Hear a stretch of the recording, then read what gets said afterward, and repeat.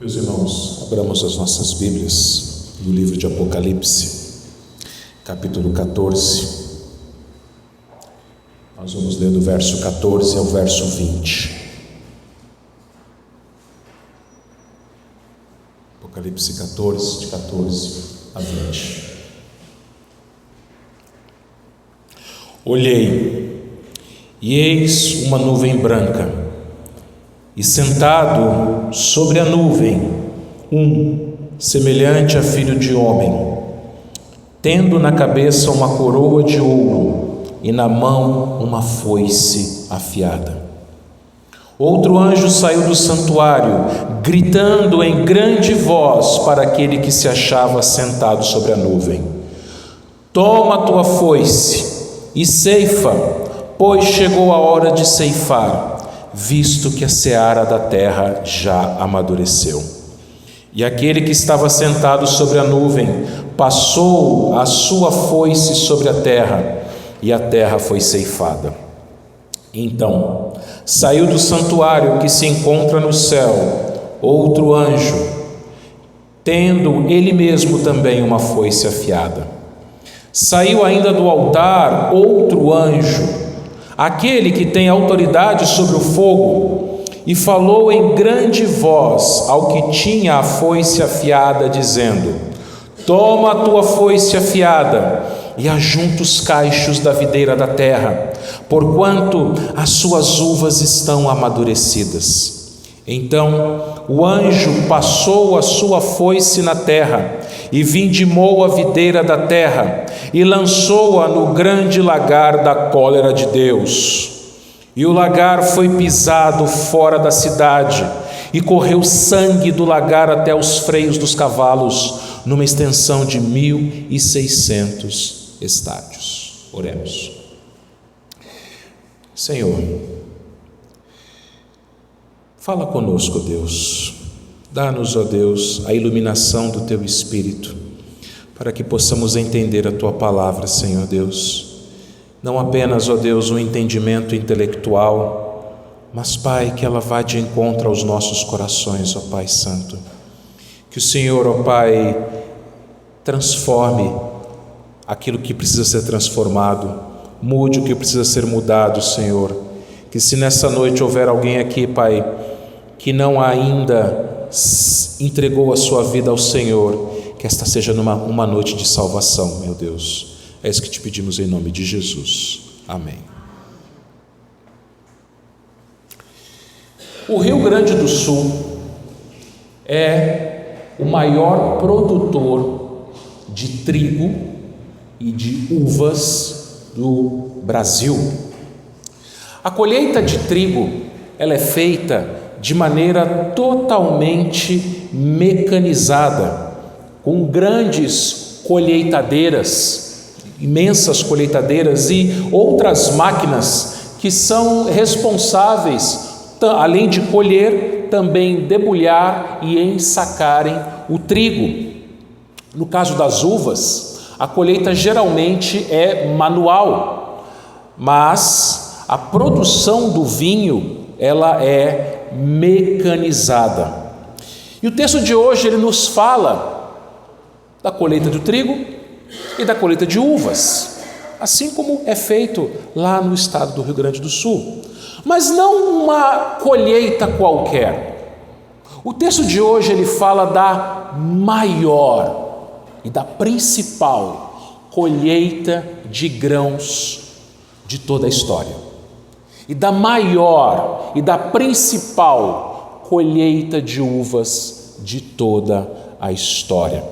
Essas duas colheitas, elas acontecerão no último dia, o dia do juízo, o dia do Senhor. A primeira será a seara do Senhor e a outra a vindima, onde as uvas serão pisadas no lagar da ira de Deus. A primeira colheita, então, está aqui no versículo 14 até o 16. Vamos ler o 14.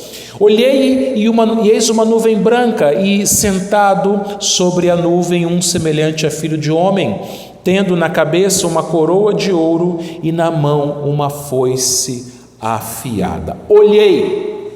Você se lembra que o capítulo 14 de Apocalipse, ele é formado por 3 visões.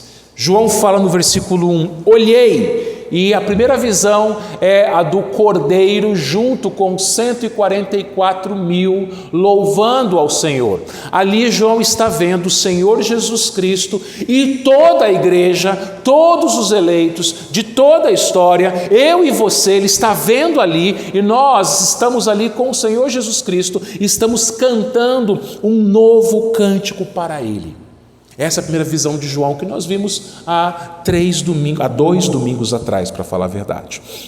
Domingo passado, nós vimos a segunda visão aqui do capítulo 14 de Apocalipse. Versículo 6, ele diz assim, vi, e o que ele vê são 3 anjos, cada anjo bradando uma grande voz. O primeiro chamando os homens da terra à mudança, chamando para que eles temessem a Deus e dessem glória a Ele. O segundo falando da queda certa da Babilônia, no caso aqui, a queda de todo o governo mundial do anticristo. E a terceira voz falando a respeito daqueles que receberam a marca da besta, aqueles que adoram a besta, o anticristo, eles serão condenados, eles beberão o vinho da cólera de Deus preparado sem mistura. João ainda nessa segunda visão, ele ouve uma quarta voz, uma voz que é do próprio Senhor Jesus Cristo, lá no versículo 13 que disse, bem-aventurados os mortos que desde agora morrem no Senhor, sim, diz o Espírito, para os que descansem das suas fadigas, pois as suas obras os acompanham. Então você se lembra que Apocalipse foi escrito no final do 1º século, lá na década de 90 do 1º século, pelo apóstolo João, inspirado pelo Espírito Santo. O próprio Senhor Jesus Cristo apareceu para João na ilha de Patmos, onde João estava exilado por causa da perseguição do imperador Domiciano. Domiciano, conhecido como Segundo Nero, ele impôs uma grande perseguição aos cristãos.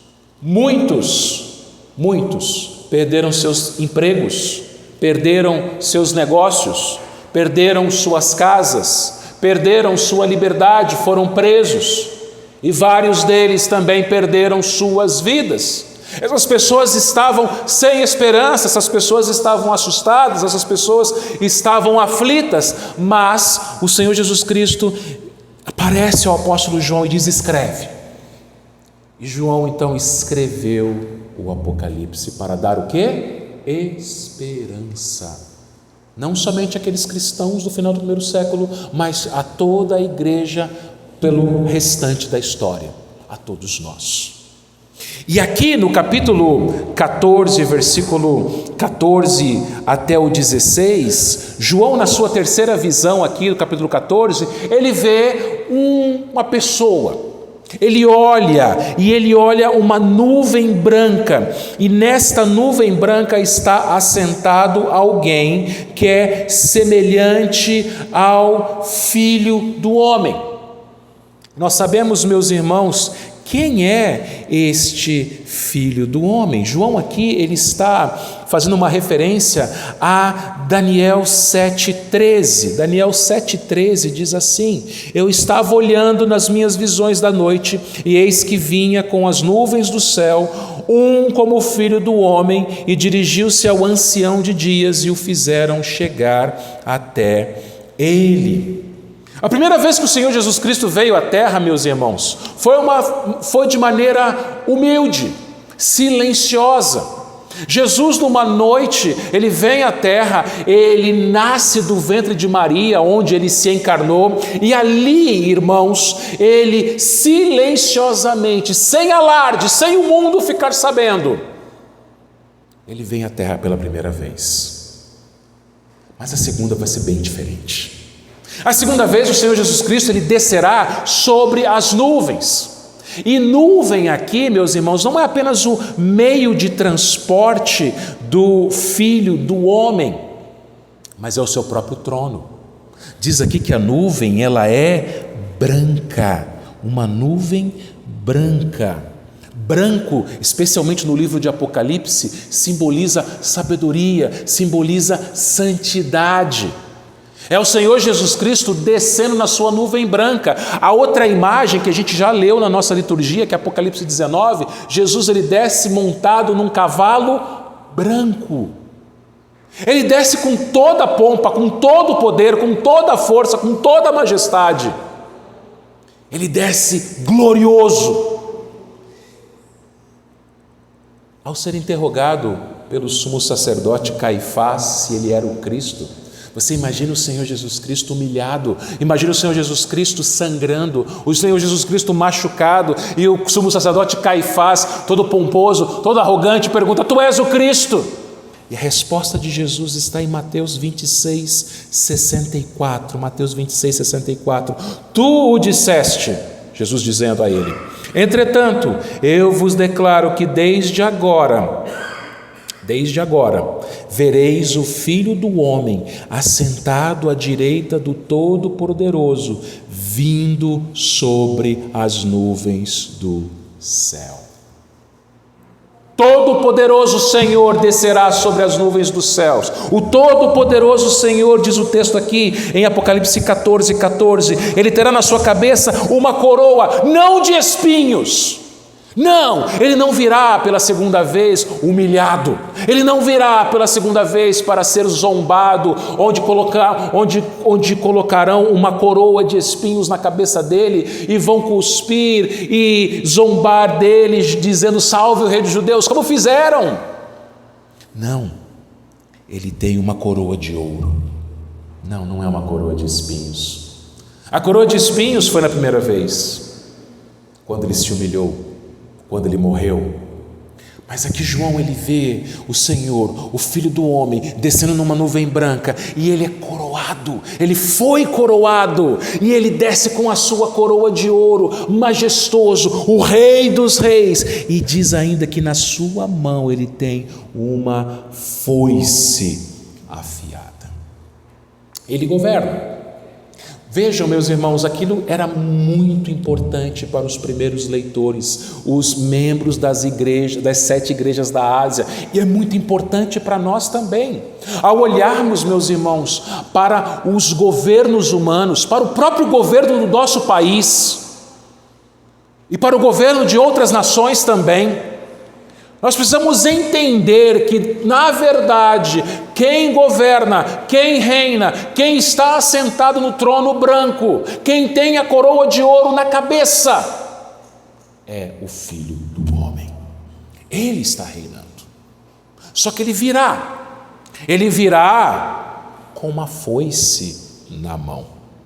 E a foice, meus irmãos, quem já teve a experiência de morar na roça, de morar na zona rural, no sítio, sabe que a foice é um instrumento de trabalho do agricultor. A foice ela é usada justamente para a colheita, para ceifar os grãos, ceifar o trigo. E hoje nós temos grandes máquinas colheitadeiras, mas no passado era a foice que era usada para a colheita. E essa foice do Senhor que está na sua mão, ela não está cega. Você já teve a experiência de usar uma faca cega, uma tesoura cega, uma foice cega? Não corta nada. Eu tinha uma faca em casa que não cortava nem tomate. Dava raiva, ela fazia carinho no tomate. Ela alisava o tomate, mas não cortava. A foice do Senhor Jesus Cristo, ela está afiada. É corte rápido. Ela veio, o Senhor vem pronto para fazer o que Ele veio fazer. É o que João está vendo. E que mais que ele vê?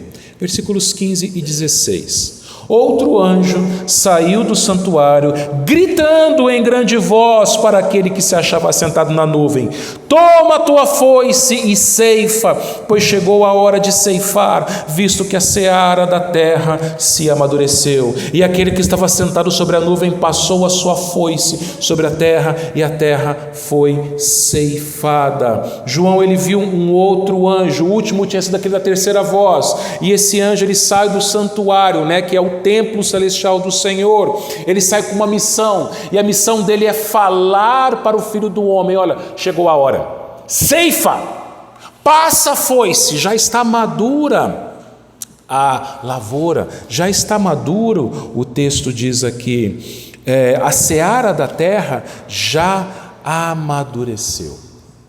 Então você sabe muito bem que quando está na hora, quando fica maduro, então você tem que colher. Essa é a primeira visão. Aí João vê uma segunda. A primeira, a ceifa de grãos, de trigo. João vê uma segunda, versículos 17 e 18. Então saiu do santuário que se encontra do céu outro anjo,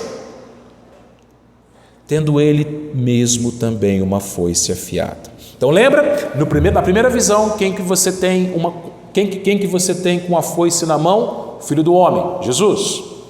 Na primeira colheita, Filho do homem, Jesus, foice afiada para ceifar os grãos, para ceifar a seara madura. Aqui você não vê o Filho do homem, você vê um anjo, também com uma foice afiada. E versículo 18 diz que sai do altar outro anjo, um terceiro, aquele que tem autoridade sobre o fogo, e falou em grande voz ao que tinha a foice afiada, dizendo: toma a tua foice afiada e ajunta os cachos da videira da terra, porquanto as suas uvas estão amadurecidas. Vejam, meus irmãos, que aqui nessa segunda colheita aparecem dois anjos. Na primeira apareceu o Filho do Homem e um anjo. O Filho do Homem com a foice, e o anjo vem e fala para ele ceifar. Na segunda, nós vemos dois anjos, um com a foice e o segundo que vem não do santuário, mas ele vem do altar. Onde que é o altar de Deus? Lembra que a gente já ensinou para vocês que nós não temos mais altar aqui na terra? O último altar na terra foi a cruz. O altar é o lugar de sacrifício. Então, no Antigo Testamento, os cordeiros, eles eram sacrificados no altar. O Cordeiro de Deus, que era para quem aqueles cordeiros do Antigo Testamento apontavam, foi sacrificado no altar do Calvário, na cruz. Hoje nós não temos mais altar. O último altar foi a cruz. A igreja não tem altar. Esse espaço onde eu estou aqui, onde fica o púlpito, não se chama altar. Não tem ninguém sendo sacrificado aqui. O Senhor já foi sacrificado. O Cordeiro de Deus já foi sacrificado. Mas no céu existe um altar. Nós vimos isso lá já em Apocalipse 4, Apocalipse 5. E neste altar celestial é para onde as almas dos mártires, as almas dos crentes que morreram por causa da sua fé, vão, e lá eles oram ao Senhor. Nós vimos isso lá em Apocalipse 4, Apocalipse 5. E as orações dos santos Senhor, até quando? Até quando o Senhor vai vingar a nossa morte? Um crente, quando ele morre por causa da sua fé, pense nos mártires. Pense naqueles que foram crucificados, naqueles que foram decapitados, naqueles que foram queimados vivos. Pense, esse ano nós temos tido notícias em vários lugares do mundo de cristãos sendo mortos. Esses nossos irmãos, quando eles chegam no céu, eles falam: Senhor, até quando o Senhor não vai vingar a gente?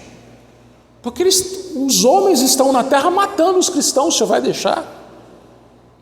Então, desse lugar, do altar, sai um anjo para executar a resposta dessas orações dos crentes que estão nos céus.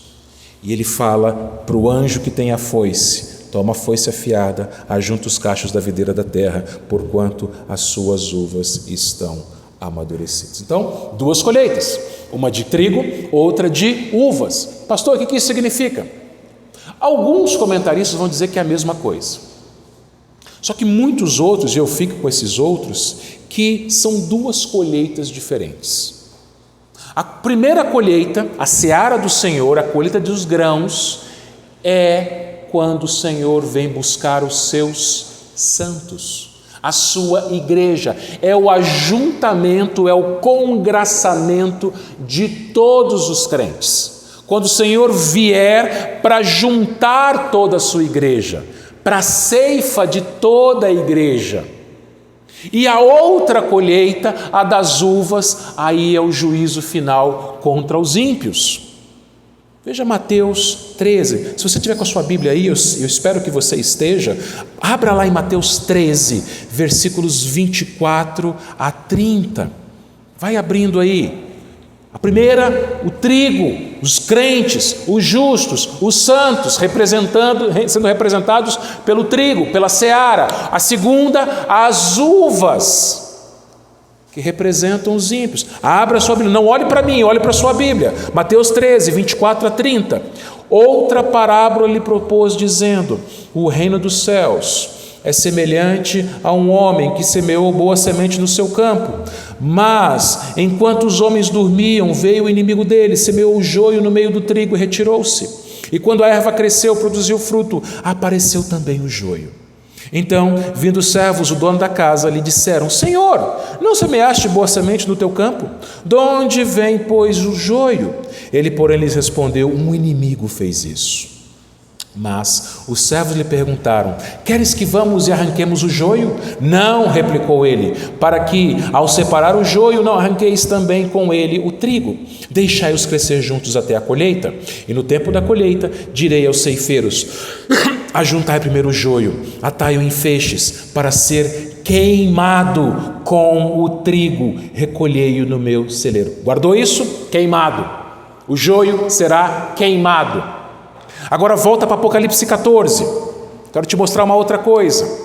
Vai para o versículo 18, Apocalipse 14, 18, que é o nosso texto.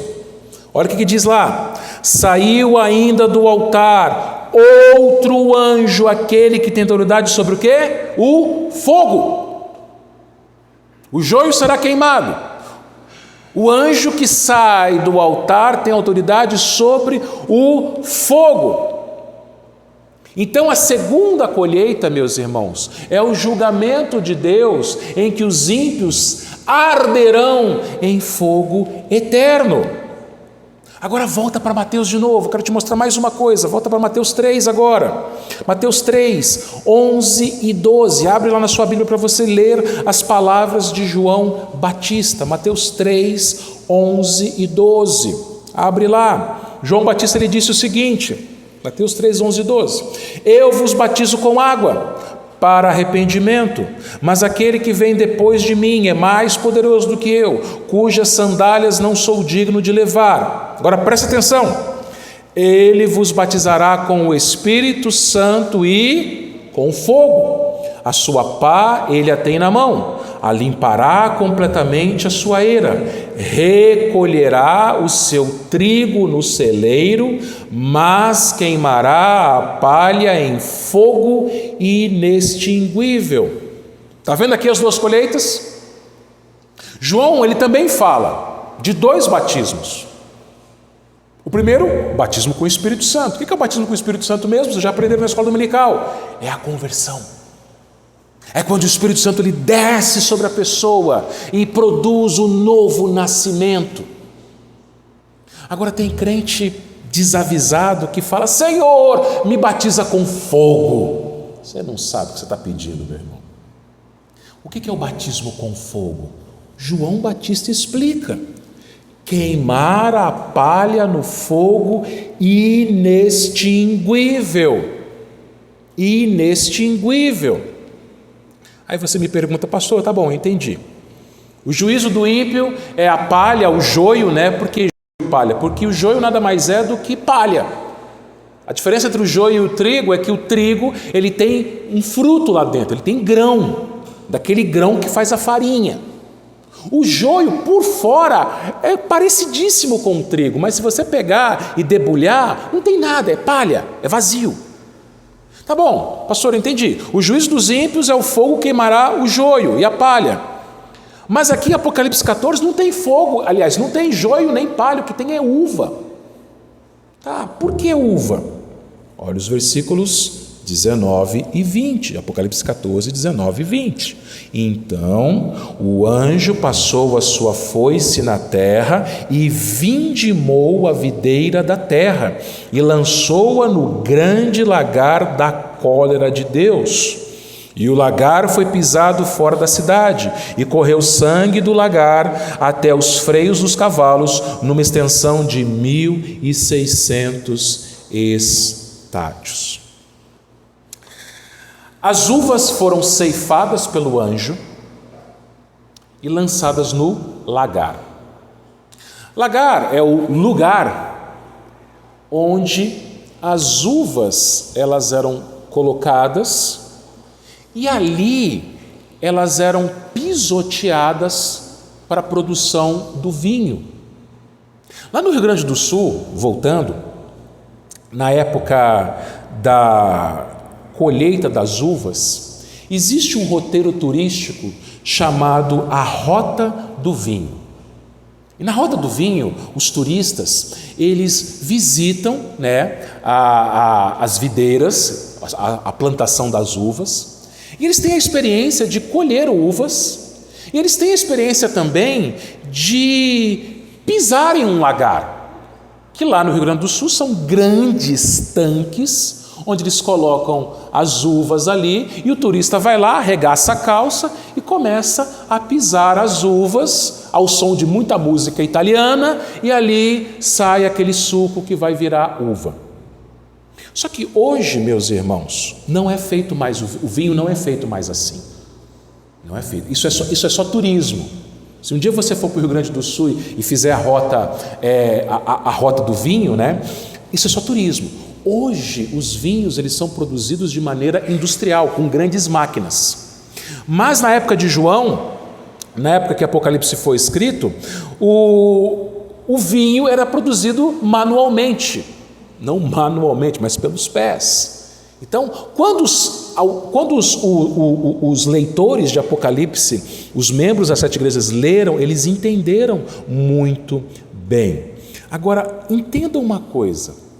Olha que tipo de lagar é isso daqui. Olha lá o final do versículo 19, que a videira, o fruto da videira, as uvas, ela foi lançada no grande lagar da cólera de Deus. Os ímpios, eles serão esmagados pelo Senhor com ira, esmagados. Hoje o vinho é feito com máquinas que prensam as uvas. Antigamente eram os pés que esmagavam, mas tanto num caso como num outro, as uvas são esmagadas. Agora olha só, volta um pouquinho aqui, volta uma página da sua Bíblia, Apocalipse 14, versículos 10 e 11. Também este beberá do vinho este quem? A pessoa que tem a marca da besta. Este beberá do vinho da cólera de Deus, preparado sem mistura, do cálice da sua ira, e será atormentado com o quê? Fogo e enxofre diante dos santos anjos, na presença do Cordeiro. A fumaça do seu tormento sobe pelos séculos dos séculos, e não tem descanso algum, nem de dia, nem de noite, os adoradores da besta e da sua imagem, e quem quer que recebeu a marca do seu nome. Meus irmãos, então você percebe que é a mesma coisa. Ora, o inferno é descrito com fogo queimando os ímpios, ora, o inferno é descrito com o Senhor pisando, esmagando os ímpios. É claro que não é literal aqui. Aqui ele está mostrando o grande sofrimento que é o inferno. E na verdade não é nem o inferno, que inferno é o lugar para onde as almas dos descrentes vão. Esse é o inferno. Eles estão sofrendo lá? Sim. Você lembra da história do rico e do Lázaro? O rico estava lá sofrendo tormentos. Mas quando o Senhor Jesus voltar, Ele vai ressuscitar todas as pessoas, os ímpios também serão ressuscitados, julgados e lançados num lugar chamado Lago de Fogo e Enxofre. É nesse lugar, o Lago de Fogo e Enxofre, que fisicamente os ímpios ressuscitados com seus corpos, não serão corpos glorificados, mas corpos vergonhosos, eles vão sofrer. Como se fossem pisados, como se fossem esmagados, como se fossem queimados. Terrível, meus irmãos, terrível. Olha novamente para Apocalipse 14, versículo 20. O lagar foi pisado fora da cidade, correu sangue do lagar até os freios dos cavalos. Observe, meus irmãos, o seguinte, que o lagar, ele foi pisado fora da cidade. Como assim? Os condenados, eles não morriam dentro das cidades. As cidades, elas eram muradas. Antigamente, nos tempos bíblicos, as cidades, para que houvesse proteção, houvesse segurança para os habitantes, para os cidadãos, elas eram muradas, protegendo dos exércitos inimigos. Só que quando uma pessoa era condenada à morte, essa pessoa ela era morta fora dos muros da cidade. Então, quando alguém era apedrejado, por exemplo, eles arrastavam essa pessoa para fora da cidade, para fora dos portões, dos muros da cidade, e lá ela era apedrejada. As crucificações também. Então, o nosso Senhor Jesus Cristo, ele morreu fora da cidade. E o lagar da ira de Deus também é fora da cidade. Que cidade, pastor? A Nova Jerusalém. Os ímpios não entrarão na Nova Jerusalém. Eles ficarão fora da cidade, sendo esmagados, sendo queimados. E vai ser tão terrível isso, que o texto diz que o sangue deles, o sangue do lagar, versículo 20, ele vai chegar na altura do freio dos cavalos. Onde é que fica o freio do cavalo? Na boca. Vai ser um rio de sangue. Você já imaginou um negócio desse? O sangue deles vai chegar na altura da boca dos cavalos. Numa extensão de 1.600 estádios. 1.600 estádios, meus irmãos, são cerca de 300 quilômetros. Imagina um rio de sangue, com sangue na altura da boca do cavalo, com 300 quilômetros de extensão. Mas peraí, 300 quilômetros? Claro, isso aqui não é literal. Lembra? Os números em Apocalipse, eles são simbólicos. Não está falando de 300 quilômetros literais aqui. E tem várias interpretações, mas a que eu melhor compreendi é que 1.600 é 4 vezes 4 vezes 10 vezes 10. Sim, por quê? Porque em Apocalipse 4 representa a terra, os 4 cantos da terra. Então no inferno, ou melhor, no lago de fogo e enxofre, no lagar da ira de Deus, estarão pessoas dos 4 cantos da terra, pessoas de todas as tribos, línguas, povos e nações. O 10 é o número pleno do sistema decimal. Então o que está mostrando aqui?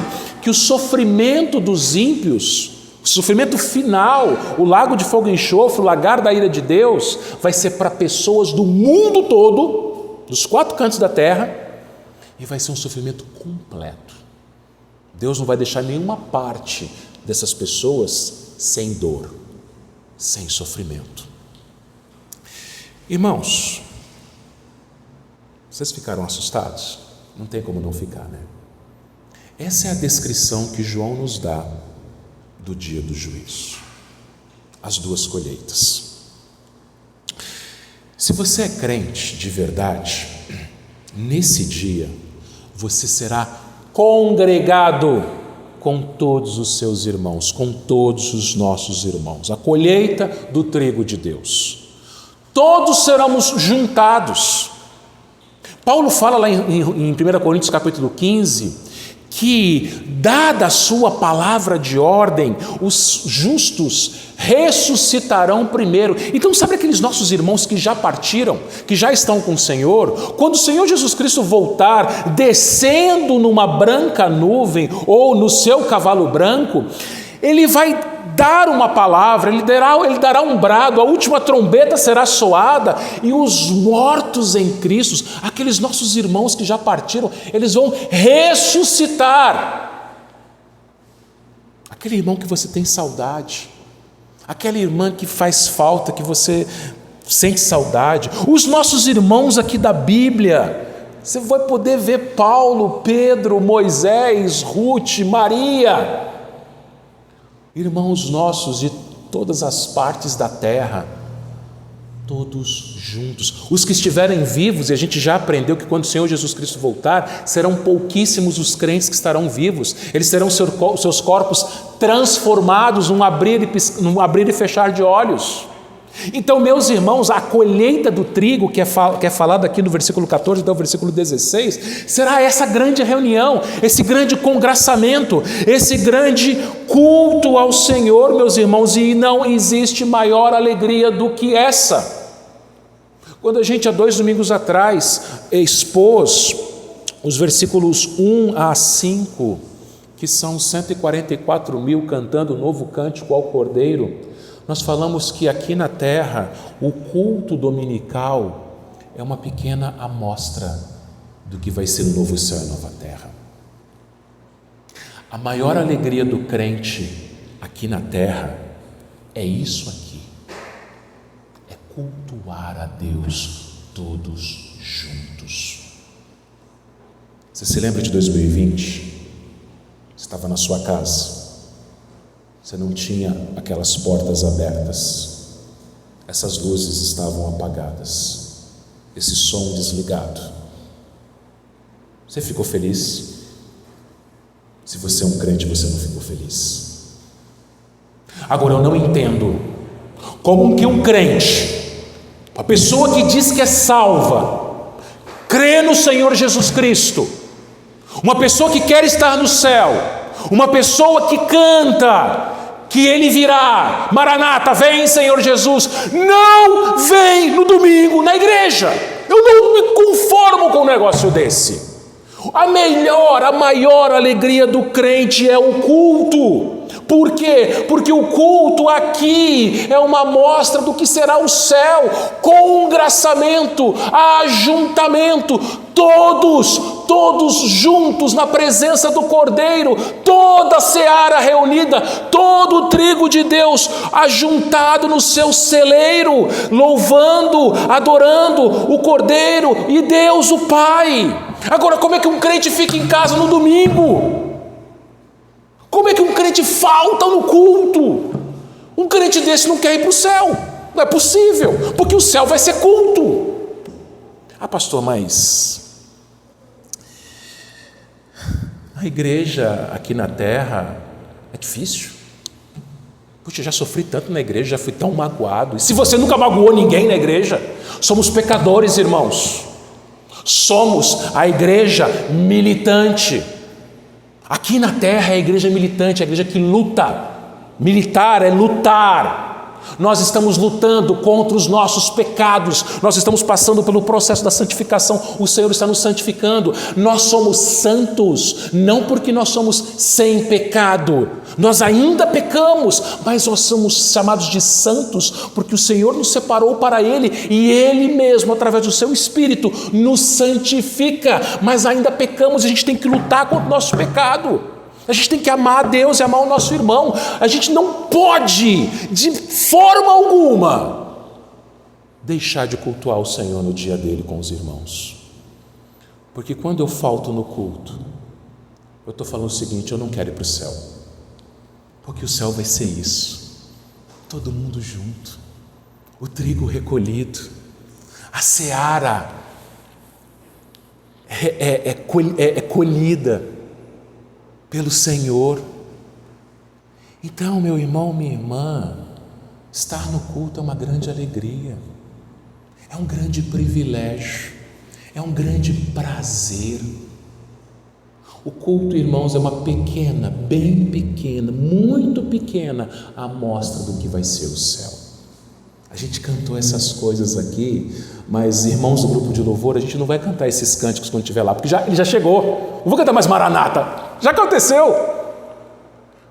Eu não vou cantar Ele Vem, porque Ele já veio. Então, irmãos, não faltem no culto, porque faltar no culto é ficar fora da cidade, é ficar fora da bênção. Perder o culto é perder a bênção. Hoje de manhã na sala de catecúmenos eu expliquei para os alunos exatamente isso, que a aula hoje foi sobre Trindade, e a gente viu ali que na hora que o pastor ele impetra a bênção, usando as mesmas palavras de Paulo nas suas epístolas, quem que abençoa a igreja? É o pastor? Não, o pastor é um instrumento. Quem abençoa é o Senhor Jesus, a graça do Senhor Jesus. Quem abençoa é o Deus Pai, o amor do Deus Pai. E quem abençoa é o Espírito Santo, as consolações, a intercessão do Espírito Santo estejam sobre vós. Então, quando você não vem no culto, você perde a bênção do Pai, do Filho e do Espírito Santo. É ficar fora da cidade. E quem não é abençoado é amaldiçoado. Aqueles que ficaram fora da cidade, que ficarão fora da cidade, meus irmãos, eles serão esmagados no lagar da ira de Deus. Agora pensa numa coisa. Às vezes algumas pessoas elas falam o seguinte: que inferno isso daqui, eu não aguento mais esse trabalho é o inferno. Eu não aguento mais esse lugar é o inferno. Fulano de tal fez a minha vida um inferno. Olha, é pesado falar essas coisas, sabe por quê? Porque a gente não faz ideia do que é o inferno. E sabe por que você, crente, e eu não vamos para o inferno? Sabe por que a gente não vai ser esmagado no lagar da ira de Deus? Sabe por que a gente não vai arder com fogo consumidor? Porque o nosso Senhor já foi fora da cidade. Fora da cidade, o Senhor foi arrastado, as pessoas zombando, os soldados lançando seus açoites. Fora da cidade, no Monte da Caveira, ele foi crucificado como um maldito. E lá, como a gente viu no Salmo 22, ele bradou: Deus meu, por que me desamparaste? Lá ele foi esmagado. Lá, disse Isaías, o Senhor foi moído pelas nossas iniquidades. Então veja, você não vai para o inferno, porque ele já foi para o inferno no seu lugar, naquela cruz. Naquela cruz, o Senhor sofreu o castigo que estas pessoas vão sofrer. E eu e você não vamos sofrer esse mesmo castigo, não por causa dos nossos belos olhos, não por causa da nossa linda voz, mas pela graça, porque nós somos miseráveis pecadores. É isso aqui que a gente merece, irmãos. Nós somos pecadores terríveis. A gente merece ser esmagado, queimado pelo Senhor, mas isso não vai acontecer. Não vai acontecer pela graça do Senhor Jesus Cristo, meus irmãos. Então louve ao Senhor todos os dias. Todos os dias nas suas orações, adore e louve: Senhor, se eu morrer hoje eu vou para o céu. Senhor, para que eu tenho que ter medo das coisas daqui da terra? Se eu tenho segurança, que segurança tenho em Jesus? Pois nele gozo, paz, vida e luz. Senhor, se eu não tiver as alegrias aqui da terra, eu tenho a maior de todas as alegrias. Ore pela sua igreja. É uma igreja pecadora, mas você também é, eu também sou. Enquanto estivermos aqui na terra, somos pecadores. Ore pela sua igreja, fala: Senhor, santifica cada dia cada um dos meus irmãos. Santifica a minha vida, Senhor, porque eu quero estar com meus irmãos. Às vezes tem gente que fala que não quer ir na igreja por causa de irmão X, por causa de irmã Y, mas você vai estar no céu com ela, com ele. Não dá adianta você fugir daquela pessoa que você vai estar no céu com ela, eternamente. Então ore pela sua santificação, pela santificação dos seus irmãos. E se porventura há alguém aqui, entre nós, que ainda não se decidiu, que ainda está fora da cidade, que ainda vive a sua vida do jeito que você bem entende, que ainda vive sem Cristo na sua vida, ou talvez você seja uma pessoa religiosa, você venha na igreja, mas uma pessoa infeliz porque você acha que a salvação depende de você, das suas forças, das suas obras. Arrependa-se, creia no Senhor Jesus Cristo que morreu na cruz em nosso lugar, e entra no gozo do teu Senhor, entra na cidade, entra no celeiro do Senhor, deixe as amarras do inferno para trás. E nós, enquanto estivermos aqui, meus irmãos, preguemos o Evangelho. Sabe por quê? Adamantina, 34 mil habitantes, estão fora da cidade, serão esmagados. Eles precisam ouvir o Evangelho. Eles precisam ouvir que o Filho de Deus, fora da cidade, foi esmagado em nosso lugar. Então que sejamos uma igreja missionária, uma igreja evangelizadora, sejamos uma igreja que fale aos quatro cantos dessa terra quem é o Senhor Jesus Cristo. Que sejamos uma igreja santa, que a gente não troque o culto por nada, porque a maior alegria do crente é estar no culto.